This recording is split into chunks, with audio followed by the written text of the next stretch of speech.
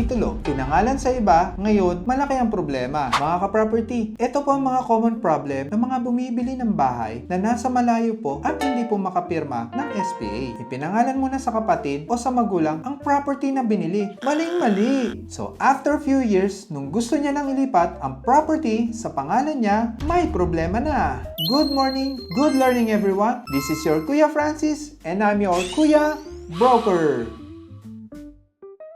Mga ka-property, kung tayo po ay bibili ng property at tayo hindi available para pumirma, maigi po, magpagay po tayo sa isang credible na licensed broker tulad ko po. Matuturuan po tayo na hindi po natin kailangan ipangalan sa kapatid o sa magulang ang bibili nating property kung tayo po ay nasa malayo or hindi makapag-execute ng SPA. Ang kailangan lang po, the seller of the property shall issue, sign, and notarize a unilateral deed of sale. A unilateral deed of sale is a legally binding contract where the seller shall execute and sign a deed of sale and will not be signed by the buyer. So mga ka-property, malilipat po ang title or ownership without the need to sign or SPA. So kung malayo ka o nasa ibang bansa ka man, the property will still be transferred under your name. Hindi mo na kailangan ipangalan sa kapatid o sa magulang mo po. Mga ka-property, pakitype naman po sa comment section below ang mga story ng mga kilala po natin na nagka-problema